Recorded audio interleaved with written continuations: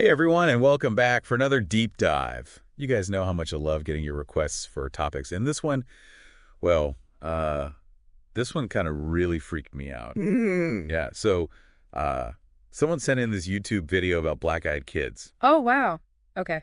And this paranormal researcher is trying to figure out, like, what the deal is with these things. You know, it's pretty cool that they're actually trying to verify their evidence. Like, they actually check the photos and the videos that people send in to make sure they're not fake. Yeah, they go through, like, EXIF data and all that stuff, and they try to match up abduction stories with, like, official reports and social media and even local news. Right. It's crazy. So, I guess the big question is, like, what are black-eyed kids, right? Right. So the stories say that they're these, like, creepy figures that look like kids, but they have these, like, completely black eyes. Oh, yeah, I've heard of those. And they usually, like, travel in packs, and no one really knows, like, where they come from or what they want. Spooky. So what's this researcher's, like, main theory? Well, um, they're looking into this idea of, like, a black-eyed kid language. Well, wait, what? Like, they speak a different language? Well, they think that these black-eyed kids might use, like, specific sounds to communicate with each other. So, like, a secret code or something? Yeah, kind of. And get this, they actually, like, isolated this recurring low-frequency signal from, like, a bunch of different pieces of black-eyed kid evidence. Yeah, evidence. Yeah, you know, like, recordings from different places, and even Mexico. Wait, Mexico, too? Yeah. And they found the same, like, audio fingerprint, like, popping up over and over again. Okay, now that is really freaky. So what did they do with this signal? Like, broadcast it to the world? Pretty much. They decided to play it on a loop outside their house. Outside their house? Why would they do that? I know, right? But hey, that's what makes this doc dive so interesting. They wanted to see if, like, anyone or anything would, like, show up, you know? Like, try to talk back to it or something? Maybe. They were very, like, methodical about the whole thing, like, documenting every little detail, adjusting the volume and the lighting and stuff. I guess that's good, right? It makes it more believable. I mean, if they're really trying to, like, attract something, they got to be careful, right? For sure. It's not every day you see this level of detail in paranormal research. Yeah, I mean, it's kind of like a horror movie waiting to happen, right? Oh, totally. So they set up their laptop near, like, an open window and just started recording. Okay, wait, hold on. Couldn't this signal just be like a natural thing? Mm-hmm. You know, maybe it's just a weird frequency that happened to be in these locations for some random reason. That's a good point. You always have to consider other explanations before jumping to the paranormal, right? Right. So we've got this dedicated researcher, this weird signal, and this risky experiment. What happened next? Well, things start to get really creepy here. The researchers started feeling super uneasy as the experiment went on. Uneasy like how? Like, this constant low-frequency hum was messing with their head, almost driving them crazy. Oh, man. I can only imagine listening to that sound night after night. I'd be totally freaked out. And then on the fifth night, they had this motion sensor light set up for security. Smart thinking. And after, like, an hour of no activity, the light suddenly triggers. Oh, no. Like in the middle of the night. Yeah. Can you imagine waking up and knowing something set off that light?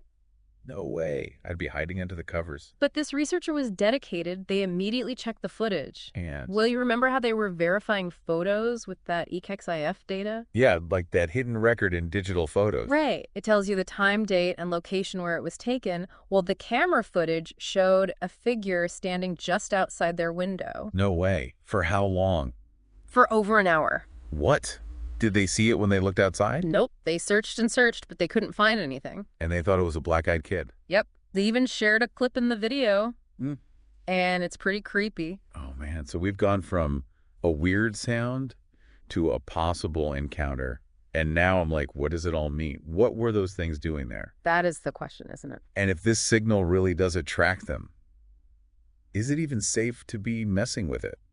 Like, what if? Oh, yeah, that's a good question. What if? What if we're, like, opening up some kind of portal or something by playing this signal? Yeah, you know, I hadn't even thought about that. That's a pretty scary thought. It is, right? Yeah. Like, what if we're inviting them into our world without even realizing it? I mean, we really don't know anything about their intentions, do we? No, not really. Like, are they harmful? Are they curious? Or maybe they're just lost? Yeah, who knows? It's also mysterious. So, okay, let's talk about the researcher themselves for a minute.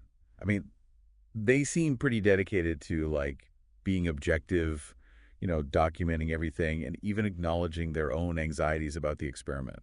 But isn't it kind of impossible to be totally objective when you're dealing with something as creepy as black-eyed kids? Yeah, I see what you mean. Paranormal research is such a tough field, you know? It's so easy to let your own biases and beliefs influence how you interpret things. Exactly, especially when you're dealing with stuff that just doesn't fit into our current understanding of the world. Right, like how do you even begin to explain something that seems to defy all logic and reason? I mean, it's like, on the one hand, you got to be open to the possibility that there are things out there we don't understand. Absolutely. But on the other hand, you don't want to just jump to conclusions and say, oh, it must be aliens or ghosts or black-eyed kids without exploring other explanations first. Exactly. You have to be critical, you have to weigh the evidence, and you have to consider different perspectives. So what do you think about the evidence? In this case, I mean, do you buy the whole signal theory? Do you think that's what actually attracted those figures? It's really tough to say for sure. I mean, there's definitely a correlation there, right? Yeah, the signal is playing, and then bam, a figure shows up on camera. Right. But correlation doesn't necessarily equal causation. No, it doesn't. There could be a million other factors at play that we're not even aware of. And that's what makes all of this so frustratingly fascinating, isn't it? Definitely. We're left with more questions than answers, and it's easy to just fill in the blanks with our own assumptions and fears. Right. But like you said earlier, just because we can't explain something doesn't mean it's supernatural. Not at all. There could be a perfectly normal explanation that we haven't thought of yet. Maybe there's some weird scientific phenomenon that creates those low-frequency sounds. Yeah, and maybe it attracts certain animals that, look strange in the dark, or even people behaving erratically. Exactly. We tend to see what we expect to see, especially when we're scared or in unfamiliar territory. You know, it's funny. This reminds me of something. When I was a kid, I was convinced I saw something with glowing red eyes in the woods behind my house. Ooh, spooky. Oh, it freaked me out at the time, but looking back, who knows? Maybe it was just an owl or something, right? My imagination was probably running wild. Right. It's so easy to misinterpret things, especially when you're dealing with the unknown. Totally. So how do we know what to believe, right? How do we separate fact from fiction when it comes to these kinds of stories? That's the million-dollar question. It's like walking a tightrope between being open-minded and being skeptical. Exactly. We shouldn't dismiss everything out of hand, but we shouldn't be gullible either. I think it's important to listen to people's experiences, though, even if they sound far-fetched. Everyone sees the world in their own way, and what might seem weird to one person might be perfectly normal to another. I agree. We can learn so much from just listening to different perspectives and trying to understand where people are coming from, even if we don't agree with their conclusions. Right.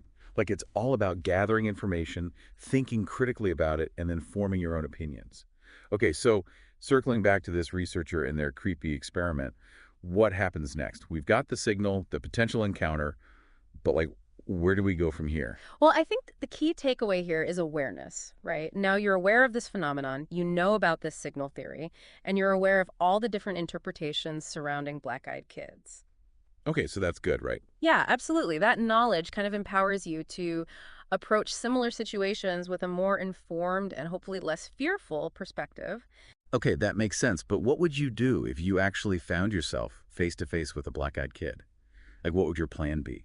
Well, I'm not going to lie, I'd probably be terrified. I think we all would be. Yeah, but I think the most important thing is to stay calm, observe, and try to gather as much information as you can. You know, don't do anything reckless, but don't let fear completely paralyze you either. Okay, so no running away screaming. Well, maybe if they start running towards you. Right, good point. No, but seriously, I think documentation is key. Documentation. Yeah, like taking notes if you can, taking pictures, videos if it's safe to do so. That kind of evidence can be really valuable in helping us understand these phenomena better. Right, a picture's worth 1,000 words or 1,000 theories or 1,000 sleepless nights. Exactly. And the more detailed and objective the documentation, the better. That's where citizen science can play a really important role. Citizen science. Yeah, like imagine if everyone who encountered something weird took the time to record their observations. Like even if they don't fully understand what they saw. Exactly. Like crowdsourcing the paranormal. Yeah. And instead of relying on a few researchers, we could have this huge network of people contributing data and perspectives. It's about shifting the focus from fear and speculation to curiosity and investigation. It's about empowering ourselves to become more active participants in exploring the unknown, you know? That's such a cool way to think about it. It's like taking ownership of our experiences and contributing to a larger understanding of the world, even the parts that scare us. Exactly. I think we've covered a lot of ground today. We started with a creepy YouTube video Hmm. and ended up on this fascinating journey into the world of black-eyed kids, exploring all these different theories and ideas and really emphasizing the importance of both skepticism and open-mindedness. Yeah, it's been a great conversation, and I hope our listeners feeling a little more informed and maybe even a little more empowered to think critically about everything they encounter, not just black-eyed kids, but anything that piques their interest. Absolutely. So to wrap things up, what would you say is the biggest takeaway for our listeners today? Well, I think it comes down to this. The world is a strange and mysterious place, and there's so much we still don't understand. But that's okay. Instead of shying away from the unknown, let's embrace it with a sense of wonder, a healthy dose of skepticism, and a commitment to seeking the truth, whatever that truth may be. I love that. That's a perfect note to end on. Thanks for joining us on this deep dive into the world of black-eyed kids. Yeah. And to our listener, keep exploring, keep questioning, and keep sharing what you find. You might be the one to unlock the secrets of these enigmatic beings. Until next time, stay curious out there. Yeah, and that's how we learn, right? By documenting and sharing information. It's like a picture's worth 1,000 words, or in this case, 1,000 theories. Right. 1,000 sleepless nights. Exactly. And, the more detailed and objective the documentation is, the better. And that's where I think citizen science can really play a role. Citizen science. It's like, what do you mean? Well, think about it. What if, like, everyone who encountered something unusual actually took the time to, like, write it down or record it? Oh, I see what you're saying. So instead of just a few researchers, we'd have like tons of data points. Right. And it would come from different perspectives. It's Yeah. like crowdsourcing for the paranormal. That's actually a really cool idea. Kind of changes the whole approach, doesn't it? It does. It's not just about being scared or telling spooky stories. It's about actually trying to figure out what's going on. Yeah, like turning fear into curiosity. Yeah, exactly. I like that. So I think we've covered a lot of ground today. We started with this creepy YouTube video, and now we're talking about citizen science and the nature of reality. Yeah, it's been a pretty wild ride. It has. So what would you say is like the biggest takeaway for our listeners today? That's a good question. I think the biggest takeaway is that there's still so much we don't know about the world. There are mysteries out there that we may never fully understand, but that doesn't mean we should be afraid. It's an invitation to stay curious, to keep asking questions, and to be open to the possibility that there's more to reality than we can see or explain. I love that. That's a perfect way to end this deep dive. So to everyone listening out there, keep exploring, keep questioning, and most importantly, stay curious.